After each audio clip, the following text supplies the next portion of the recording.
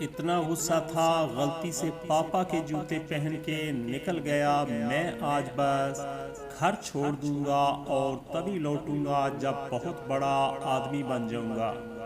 आज पापा का पर्स भी उठा लाया था, जिसे किसी को हाथ तक न लगाने देते थे। मुझे पता है इसमें ज़रूर पैसों के हिसाब की डायरी होगी। पता तो चले कितना माल छुपाया है माँ से भी। जैसे ही मैंने आम रास्तों से सड़क पर आया, मुझे लगा जूतों में कुछ चुभ रहा है। मैंने जूता निकाल कर देखा, मेरी एड़ी से थोड़ा सा खून रिस रहा था। जूते की कोई कील निकली हुई थी। दर्द तो हुआ, पर गुस्सा बहुत था और मुझे जाना ही था घर छोड़कर। जैसे ही कुछ दूर चला, मुझे पाँव में गीला गीला लगा। सड़क पर पानी फैला पड़ा था। पाँव उठाकर देखा तो जूते के तलवे फटे हुए थे। जैसे तैसे लंगड़ा कर बस स्टॉप पर पहुंचा तो पता चला कि 1 घंटे तक कोई बस नहीं। मैंने सोचा क्यों ना पर्स की तलाशी ली जाए।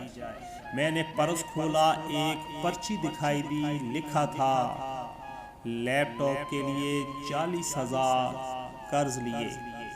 पर लैपटॉप तो घर में मेरे पास है। दूसरा एक मुड़ा तोड़ा कागज था, उसमें उनके ऑफिस के किसी शौक डे का लिखा था। उन्होंने शौक लिखा, अच्छे जूते पहनना।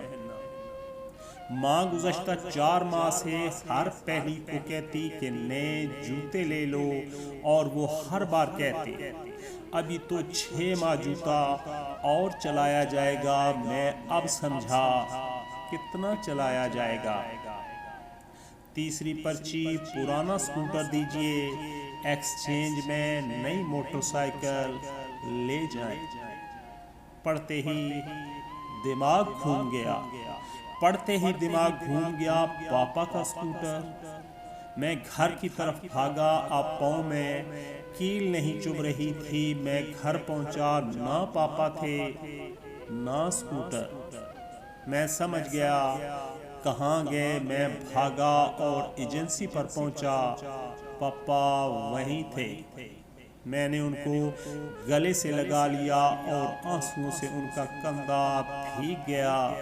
नहीं पापा, नहीं, मुझे नहीं चाहिए मोटरसाइकिल। बस आप नए जूते ले लो। बस आप नए जूते ले लो, और मुझे अब बड़ा आदमी बनना है, वो भी आपके तरीके से। दोस्तों, माँ एक ऐसा बैंक है जहां आप हर एहसास और दुख जमा करा सकते हैं, और बाप एक ऐसा क्रेडिट कार्ड है जिसके पास बैलेंस ना होते हुए भी हमारे ख्वाब पूरे करने की पूरी कोशिश है। दोस्तों, आज का ये पैगाम अच्छा लगे तो ज़्यादा से ज़्यादा शेयर कीजिएगा, लाइक कीजिएगा, और चैनल को सब्सक्राइब करना मत भूलिएगा। दुआओं में याद रखिएगा। अल्लाह हाफिज़।